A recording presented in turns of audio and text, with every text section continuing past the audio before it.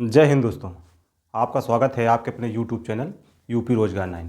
हम लोग पढ़ रहे हैं RRB NTPC RRB group D के लिए प्रैक्टिस सेट। आज हमारा प्रैक्टिस सेट है 38। ठीक है, इससे पहले हम लोग 37 प्रैक्टिस सेट लगा चुके हैं। रेलवे की जितनी भी परीक्षाएँ हैं और ग्रुप डी में जो अच्छे प्रश्न पिछली परीक्षाओं में आ चुके हैं वही प्रश्न हम इस सीरीज़ में लेके आते हैं। ठीक है, एक बार वीडियो रोक कर आप पहले इसे लगाने की कोशिश किया करें, फिर ना आए तब इसे लगाएं। ठीक है, देखते हैं आज की क्लास में हम लोग सबसे पहले कितने 5 प्रश्न पहले लिख रखा है। ठीक है, देखते हैं आज की क्लास का पहला प्रश्न क्या है।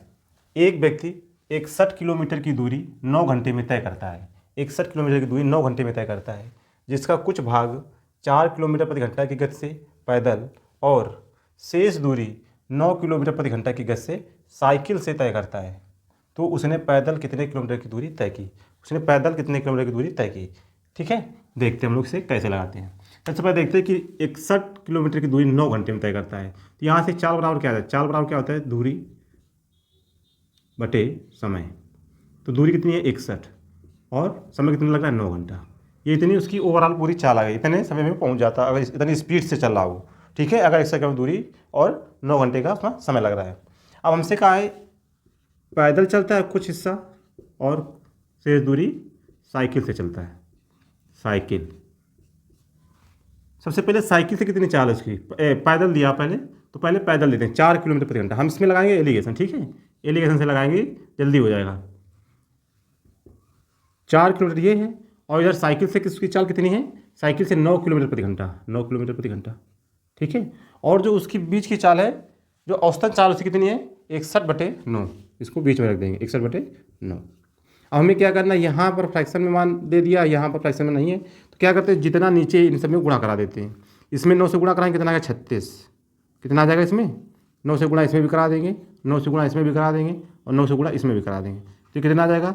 36। इसको इधर लिखते हैं, ये आएगा 36 और ये कितना आ जाएगा? 81 और ये कितना आ जाएगा? 9 से 9 कट जाएगा, कितना आ जाएगा? 61 किलोमीटर। 61 आ जाएगा। ठीक है, अब इधर घटा देते हैं। जब इधर घटाएंगे तो कितना आ जाएगा? 61 में 36 घटा देंगे, कितना आ जाएगा? ये 25। तो 25 यहाँ लिख देते हैं। जब इधर घटाएंगे कितना आएगा? 20। कितना है? 20 काट देंगे, कितना आएगा? 4:5। ठीक है, 4:5। ये किसका? ये चाल दी गई थी। चाल बराबर क्या होता है? दूरी बटे समय।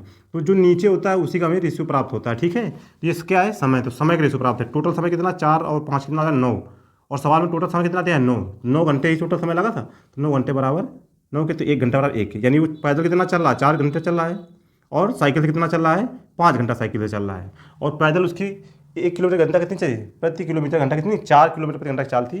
तो वो 4 घंटे में कितना चलेगा? 4 घंटे में 16 किलोमीटर चलेगा वो। जब 1 घंटे में 4 किलोमीटर जा रहा है तो 4 घंटे में कितना जाएगा? 16 किलोमीटर। ये हमारा इसका आंसर होगा। ऑप्शन नंबर कौन सा? सी इसका सही उत्तर हो जाएगा। अगला प्रश्न देखते हैं हम लोग। अगला प्रश्न है यक्स 1/4 काम 6 दिन में करता है। यक्स एक आदमी है, 1/4 काम कितने दिन में करता है? 6 दिन में। तो 1 का मान 6 दिया तो पूरा काम 4 काम कितना हो जाएगा? 24। यानी यक्स उसी काम का पूरा कितने दिन में करेगा? 24 दिन में करेगा। ठीक है, आगे कह रहा है वाई शेष काम। तो 1/4 काम इसने किया तो शेष काम कितना बचेगा? शेष काम किसने किया? वाई। इस दोनों का अंतर को कितना है? 3 नीचे 4। ये कितने दिन में कर रहा है शेष काम? 12 दिन में। कितने दिन में? 12। तो 3 का मान कितना है? 3 का 4 गुना लिखा है, तो 4 का 4 गुना कितना हो जाएगा? 16। कितना हो जाएगा? 16। यानी वही काम वाई पूरा कितने दिन में करेगा? 16 दिन में करेगा। कितने दिन में करेगा? 16 दिन में। अब इन दोनों को हल करते हैं। लास्ट कितना आएगा? 48। 24 से भाग 24 दूना 16 × 48। अब सवाल में क्या कहा गया हमसे? यक्स और वाई मिलकर काम का 66 सही 2/3% काम कितने दिन में करेंगे? 66 सही 2/3। 66 सही 2/3 कितना होता है? ये होता है 2/3। ठीक है, प्रतिशत का इसका मान भिन्न में 2/3 होता है। तो 48 का काम हमसे नहीं कराना, हमें कराना इसका 2/3। तो 48 का 2/3 कितना हो जाएगा? काट देंगे इसको, 3 से काटेंगे कितना आएगा? 16। 16 दूना 32, यानी 32 काम कराना है। और ये दोनों मिलकर कितना काम करते हैं? 5। तो 5 की क्षमता से करेंगे 32 काम कितना? 5 6 का 30। कितना बचा? 2/5। तो 6 से ही 2/5 दिन में ये 66 से 2/3% काम कर देंगे दोनों। ठीक है, अगला प्रश्न देखते हैं हम लोग। प्रश्न नंबर 3। प्रश्न नंबर 3 में देखते हैं क्या है। कह रहा है 2 अंकों वाली संख्या जिसके अंकों के पलटने पर भी समान संख्या प्राप्त होती है का औसत बताना है। ठीक है, सवाल को एक बार ध्यान से पढ़ लिए। 2 अंकों वाली संख्या जिसके अंकों के पलटने पर भी समान संख्या प्राप्त होती है का औसत बताना है। इसका मतलब है जैसे दो अंकों की संख्या केवल लेना है, तो यहाँ से अगर एक लिया, दोबारा कौन सी, इसको अगर उल्टा लिखें तब भी यही आएगा, फिर कितना आएगा 2, इसको भी अगर आगे पीछे कर देंगे संख्या तब भी 2 आएगा, अंक पलट देंगे, फिर कितना आएगा 33। तो इसी प्रकार लिखते चले जाएंगे। तो इस तरह देखेंगे कि 11 का पूरा टेबल लिख जाएगा, और 11 का टेबल कहाँ तक चला जाएगा, 2 अंकों तक, 99 तक चला जाएगा। ठीक है, अब हमको औसत निकालना है। अब हमको पता है कि जब संख्याएँ लगातार होती हैं, जब संख्याएँ लगातार हो और उनके बीच का अंतर या समान हो, तो उनका औसत क्या होता है, पहली संख्या और आखिरी संख्या बटे 2। तो पहली संख्या कितनी है 11, आखिरी संख्या कितनी है 99, तो इन दोनों को जोड़ दो और बटे 2 कर दो, तो कितना हो जाएगा, इसको 1 × 10 कितना आ जाएगा 110, और बटे 2 काट देंगे कितना आएगा, 2 पंचे 10, 2 पंचे 10, तो इसका औसत कितना आया 55। कितना औसत आया 55। ऑप्शन नंबर ए इसका सही आंसर हो जाएगा। ठीक है, अगला प्रश्न देखते हैं हम लोग। अगला प्रश्न कह रहा है द्विघात समीकरण 7x² माइनस 18x माइनस 11 बराबर 0 का विवेचक ज्ञात करें। का विवेचक ज्ञात करें, विवेचक मतलब विविक्तकर। तो द्विघात समीकरण क्या होता है, ax² plus bx plus c बराबर 0। तो इससे तुलना कर लेते हैं, 7x² माइनस 18x माइनस 11 बराबर 0। तो यहाँ से a बराबर कितना मिलेगा, a बराबर 7, b बराबर माइनस 18, c बराबर माइनस 11। और विविक्तकर क्या होता है, d² बराबर b² माइनस 4ac। मान रखना इसमें, minus 18 square minus 4a 7, c minus 11।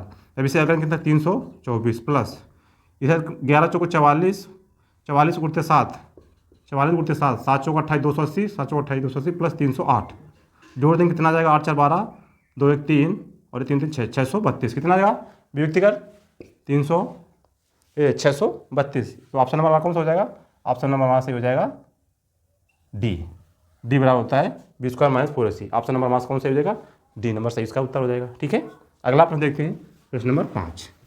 प्रश्न नंबर 5 में क्या है, कह रहा है x की पावर 1/2, यहाँ पर मान दिया x की पावर 1/2, y की पावर माइनस 1/2 इंटू z की पावर 2/3 का मान क्या होगा। यदि x बराबर 9, y बराबर 3 और z बराबर 8 है तो ये मान रखना है। तो x का मान हमें कितना दिया है 9, तो x की हम रखेंगे 9, पावर कितना है 1/2 इंटू y का मान कितना दिया हुआ हमें 3, पावर कितना है -1 इंटू जेड रखेंगे, जेड का मान कितना दिया हुआ हमको ये 8, यहाँ 8 रख देंगे, पावर कितना है 2/3।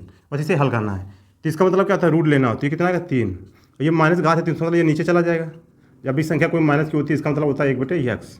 ठीक है, माइनस वाली संख्या नीचे, प्लस इसमें क्या लिखेंगे, सबसे पहले लिखा हुआ 8 के पावर, इसको हल कर लेते हैं 1/3, तो यहाँ कितना निकलेगा 2, फिर उसके ऊपर पावर कितना है 2, तो इसका मतलब आ जाएगा 2 की पावर 2 कितना हो जाएगा 4। तो इसका जब हल करेंगे तो कितना आएगा 4, 3 से 3 कट जाएगा, तो इसका कितना उत्तर आया 4। तो ऑप्शन नंबर हमारा कौन सा हो जाएगा, इसका ऑप्शन नंबर हमारा सही इसका उत्तर बी। अगला प्रश्न 6 नंबर देखते हैं। 6 नंबर किसका सरलीकरण का प्रश्न है। ठीक है, इसमें क्या कौन सा नियम लगेगा, बॉड मास। कौन सा, बॉड मास। इसका मतलब क्या है, ब्रैकेट, फिर ऑफ यानी का, फिर डिवीजन यानी भाग, मल्टीपल यानी गुणा, फिर एडिशन यानी जोड़, सब्ट्रैक्शन यानी घटाना। ठीक है, इसी हिसाब से ही लगाते हैं। 4/15 इंटू 5/8 इंटू 6 प्लस 15 माइनस 10। तो ये कटेगा 5 से 3 बार, 4 से काटेंगे 2 बार, 2 3 6, 6 से 6 कट जाएगा। यहाँ कितना बचा 1 प्लस यहाँ 15 माइनस 10 कितना हो जाएगा 16, 16 में 10 जाएगा कितना बचा 6। तो ऑप्शन नंबर हमारा इसका कितना आंसर हो जाएगा, ऑप्शन नंबर हमारा डी इसका सही उत्तर हो जाएगा। अगला प्रश्न देखते हैं हम लोग, प्रश्न नंबर 7 है। कह रहा है ए और बी की आय का अनुपात 5:7 है। ए और बी क्रमशः 4,000 और 5,000 रुपये बचाते हैं। यदि ए का व्यय बी के व्यय के 66 सही 2/3% के बराबर है तो ए और बी की आय का अंतर क्या होगा। ठीक है, सबसे पहले देखते हैं ए और बी की आय का अनुपात कितना दिया हुआ है, 5:7। कितना, 5:7 दिया हुआ है। फिर हमसे पूछा गया कहा है ए का व्यय बी के व्यय के 66 सही 2/3%।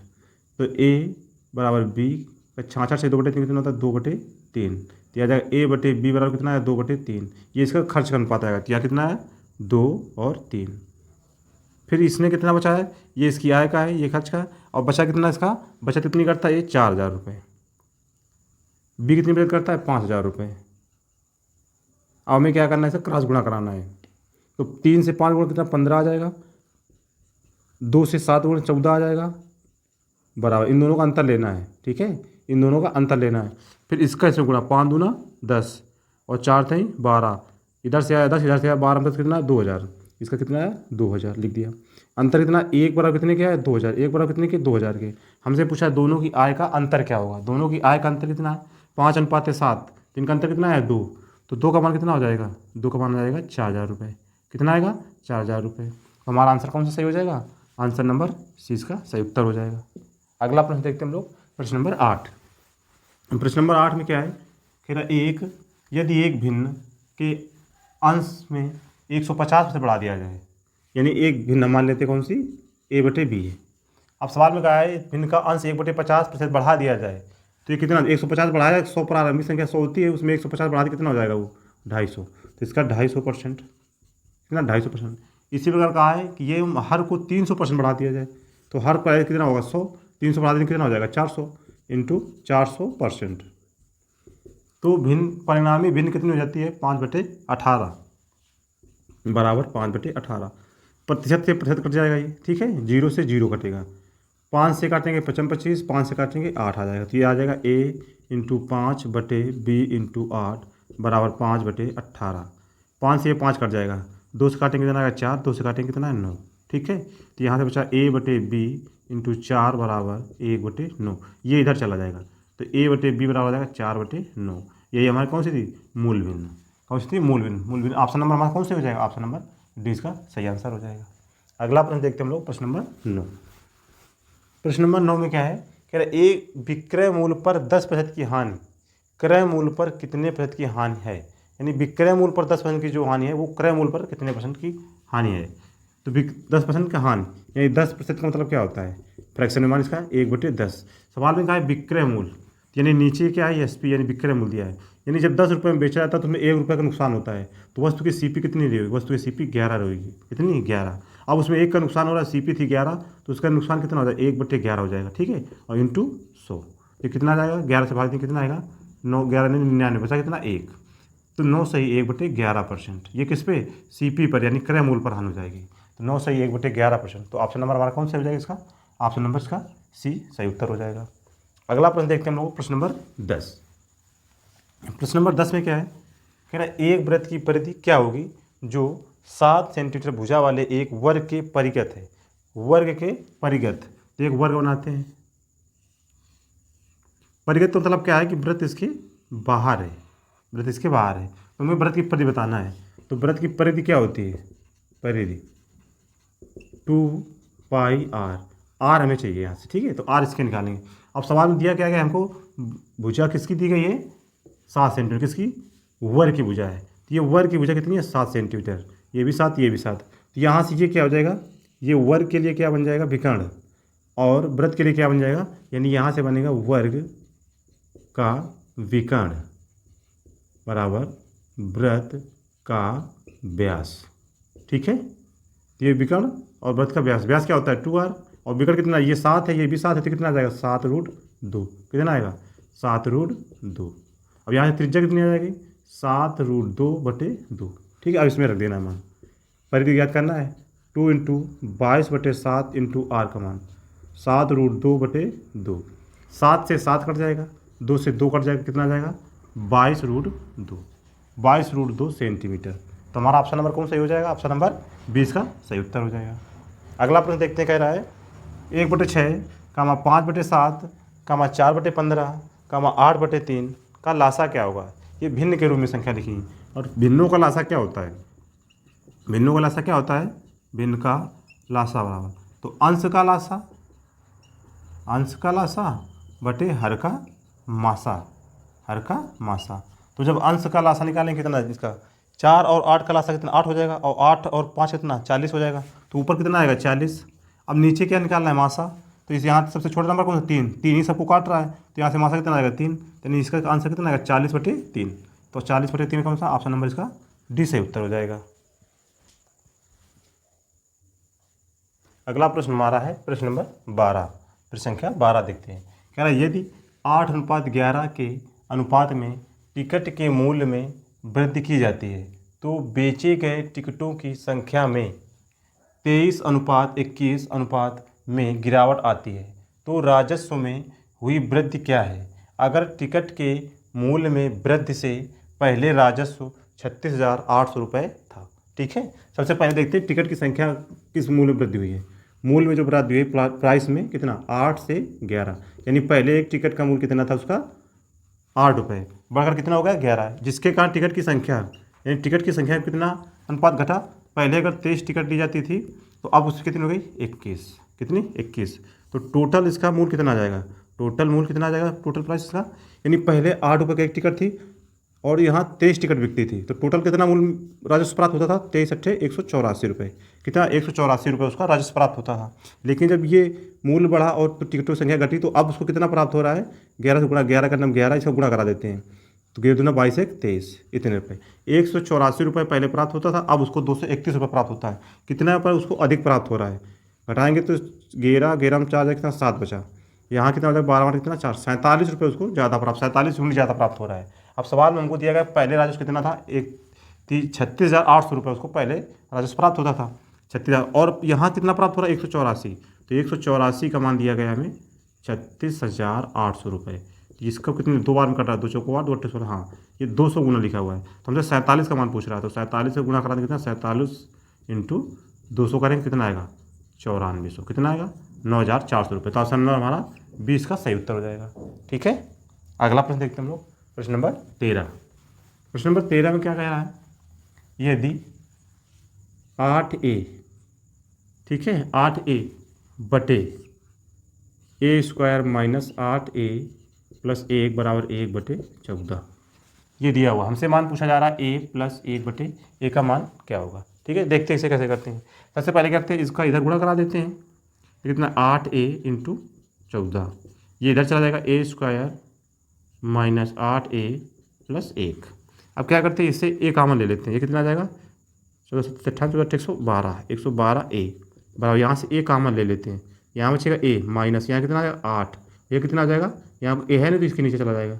ठीक है, अब ये A से कट जाएगा, तो 112 बराबर A, ये वाला इसके लगे लिखते हैं A प्लस 1 बटे माइनस 8, ये 8 इधर आ जाएगा, तो 112 ये माइनस कितना प्लस का आ जाएगा, तो प्लस 8 बराबर कितना A प्लस 1 बटे A, 112 में 8 जोड़ो कितना आएगा 120, यानी A प्लस 1 बटे A बराबर 120, कितना आंसर है इसका 120। तो ऑप्शन नंबर हमारा कौन सा हो जाएगा, ए इसका सही उत्तर हो जाएगा। अगला प्रश्न देखते हैं हम लोग, प्रश्न नंबर 14। प्रश्न नंबर 14 में क्या है, क्या यदि P तीन लोग P और PRQ, PR का 12% है, R का 12% P है, तो P अगर हम PR का 12%, तो R अगर 100 है तो P 12% आ जाएगा। ठीक है, 12 आ जाएगा। इसके बाद आएगा QR का 3% है, QR का 3%, तो 100 का 3% 3 ही होगा।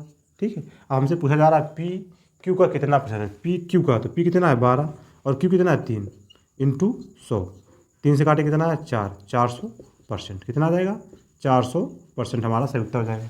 तो ऑप्शन नंबर इसका, इसके ऑप्शन हमने नहीं लिखे, भूल गए। ठीक है, इसका आंसर कितना आ जाएगा 400%। ठीक है, अगला प्रश्न देखते हैं हम लोग, प्रश्न नंबर 15। प्रश्न नंबर 15 कह रहा है एक समबाहु त्रिभुज की ऊंचाई समबाहु त्रिभुज की ऊंचाई कितनी दिया है, h बराबर √3 कितना दिया है 10√6 सेंटीमीटर, और ये होती समबाहु त्रिभुज की ऊंचाई कितनी होती है √3/2 इंटू भुजा यानी A 10√6। जब इसे हल करेंगे तो कितना आ जाएगा, A बराबर आ जाएगा 10√6, इधर आ जाएगा रूट नीचे 3, ये ऊपर, इसको काटेंगे तो आ जाएगा 20, और इसको काटेंगे 3 से तो कितना बचेगा √2। ठीक है, तो A बराबर कितना आ जाएगा 20√2, √3 से काटेंगे तो यहाँ इसको √6 कितना लिखा हुआ है, √6 बराबर होगा √2 इंटू √3, तो √3 से 3 कट जाएगा, ये 2 बचेगा। ठीक है, हमसे पूछा जा रहा है इसका क्षेत्रफल, तो समबाहु त्रिभुज क्षेत्रफल क्या होता है √3/4 इंटू भुजा स्क्वायर, भुजा कितनी है 20, तो 20 का स्क्वायर कितना आएगा 400, और √2 का स्क्वायर 2, 4 से काटेंगे कितना आ जाएगा ये 100, 100 गुणते 2 कितना 200, और इधर 3 रूट कितना 200√3 सेंटीमीटर स्क्वायर, कितना आया 200√3 सेंटीमीटर स्क्वायर। ऑप्शन नंबर इसका सी सही उत्तर हो जाएगा।